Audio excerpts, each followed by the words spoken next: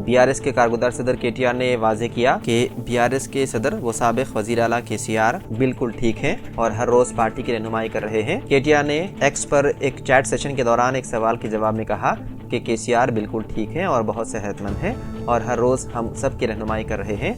एक जिम्मेदार opposition leader के तौर पर वो हुकूमत को अपने वादों को पूरा कराने के लिए काफ़ी वक्त दे रहे हैं। केटीआर ने कहा कि साल 2025 के बाद रियासत की सियासत में काफ़ी कुछ तब्दीलियाँ आएगी। तेलंगाना के आदिलाबाद के डीएसपी एल जीवन रेड्डी ने एक सहाफती बयान जारी करते हुए कहा कि आदिलाबाद मुस्तक़र में मादी में पेश आए एक वाक़े के मुतालिक गुज़िश्ता कल रात इस वीडियो को बादशाह पसंद अनासिर चंद व्हाट्सएप ग्रुप्स में फैलाते हुए पुरअमन माहौल को मख्तर करने की नाकाम कोशिश कर रहे हैं। उन्होंने इंतबाह दिया कि कई साल पुराने वीडियोज़ को ताज़ा वाक़े के तौर पर पेश करने वालों के खिलाफ सख्त कानूनी कार्रवाई की जाएगी। उन्होंने खबरदार किया कि ऐसी अफवाहें फैलाने वालों, शेयर करने वालों और ग्रुप एडमिन्स जो उन वीडियोज़ को नहीं हटाते उन सब के ऊपर पुलिस की कड़ी नज़र है। ऐसे अफराद के खिलाफ कानूनी कार्रवाई की जाएगी।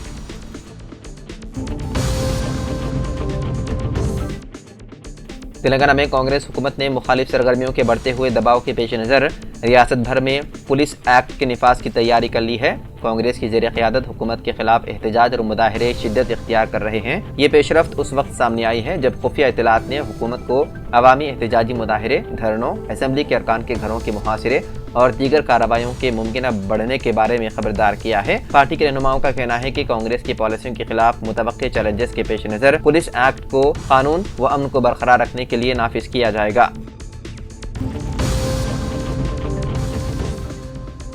दिल्ली के शाहिदरा इलाके में गुज़िश्ता रात मकान के सामने दिवाली मनाने वाले चाचा और भतीजे को फायरिंग करके कर दिया गया हलाक। तफसीलात के मुताबिक गुज़िश्ता रात आकाश शर्मा का खानदान दिवाली मना रहा था। इस दौरान अचानक एक स्कूटी पर दो लोग आए। उनमें से एक स्कूटी से उतरा और आकाश शर्मा को उनके घर के सामने ही गोली मार दी।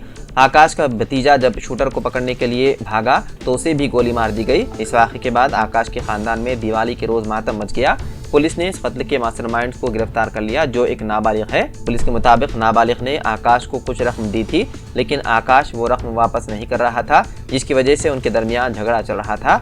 आकाश पर भी मुकदमा दर्ज है और उसका खानदान मुजरिमाना रिकॉर्ड रखता है जबकि नाबालिग पर भी मुजरिमाना मुकदमा है। पुलिस मुख्तलिफ ज़ावियों से इस केस की तहकीकात कर रही है।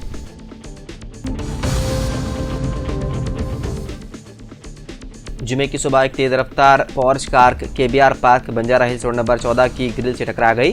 बताया जाता है कि ये वाकया जुमे की सुबह पेश आया। इस हादसे में कार के बोनेट को शदीद नुकसान पहुंचा। मीडिया से बात करते हुए बंजारा हिल्स के इंस्पेक्टर के रघुवेंद्र ने कहा कार पार्क की दीवार से टकरा गई। इस हादसे में कोई जानी नुकसान नहीं हुआ। इस हादसे के बाद कार के ड्राइवर के खिलाफ लापरवाही से गाड़ी चलाने का मामला कर लिया गया दर्ज।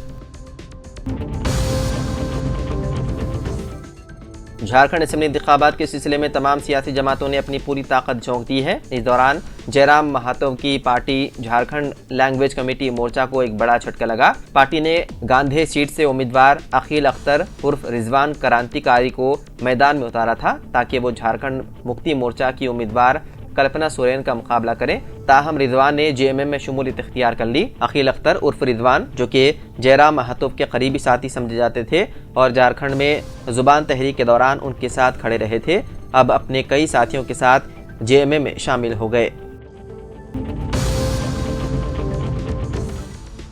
हैदराबाद में दिवाली त्यौहार के मौके पर आतिशबाजी के दौरान तकरीबन 40 बच्चे झुलस गए। उन्हें इलाज के लिए सरोजनी देवी आई अस्पताल से रुजू किया गया। उन बच्चों की आंखें आतिशबाजी के दौरान मुतासिर हुई जिनमें से 9 की हालत तशवीशनाक है। रात देर गए तक भी मुतासिरीन अस्पताल से रुजू हो रहे थे जबकि दराए के मुताबिक खानगी अस्पताल से भी कई अफराद रुजू हुए।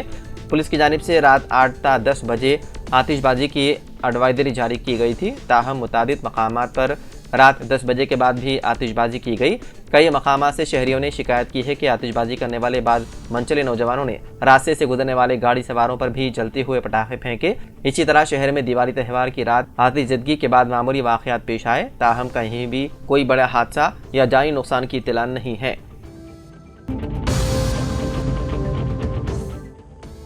हजरत मौलाना मोहम्मद हुसामुद्दीन सानी आकिल जाफिर पाशा अमीर मिल्लत इस्लामिया तेलंगाना और आंध्र प्रदेश ने फ़लस्तीनियों पर भयानक दरिंदगी और इंसानियत सोज मजालिम और फिर लिबनान में भी इसराइली दरिंदगी की मजम्मत करते हुए मुसलमाना ने आलम से फिर एक बार अपील की है कि वो 1 नवंबर को नमाज जुमा के बाद अल्लाह रब्बुल इज़्ज़त से मुज़लिमों की उन जालिमों से निजात के लिए रिक़्क़त अंगेज़ दुआएं करे। मौलाना जाफ़र पाशा ने कहा कि यूँ तो फ़लस्तीनी अवाम पर बरसों से इसराइली मदालिम ढा रहा है, लेकिन साल गुज़िश्ता 7 अक्टूबर साल 2023 से फ़लस्तीनियों पर इसराइली दरिंदगी में बेइंतहा शिद्दत पैदा हो गई है और अब लिबनान को भी लपेट में ले लिया गया है।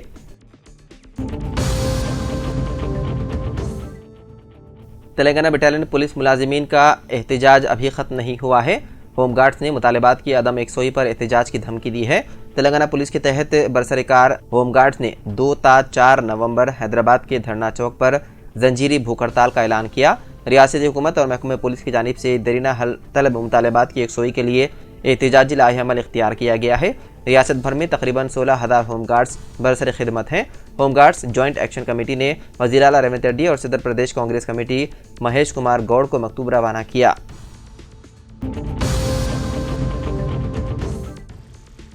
वज़ीर आला रेवंत रेड्डी महाराष्ट्र में कांग्रेस की इंतखाबी मुहिम चलाएंगे। कांग्रेस ने महाराष्ट्र और झारखंड असेंबली इंतखाबात की तैयारियों को तेज करते हुए स्टार कैंपेनर्स का ऐलान किया। महाराष्ट्र के लिए 40 कायदीन को स्टार कैंपेनर्स के तौर पर मुंतखब किया गया, जिनमें वज़ीर आला तेलंगाना रेवंत रेड्डी भी शामिल हैं। AICC जनरल सेक्रेटरी कुमारी शैलजा ने इलेक्शन कमीशन को मकतूब रवाना करते हुए स्टार कैंपेनर्स की फहरिस्त से वाकिफ करवाया। स्टार कैंपेनर्स के तौर पर सोनिया गांधी, राहुल गांधी, प्रियंका गांधी, वज़ीर आला कर्नाटक सिद्धारामैया, वज़ीर आला तेलंगाना रेवंत रेड्डी और दीगर कायदीन के नाम शामिल किए गए हैं।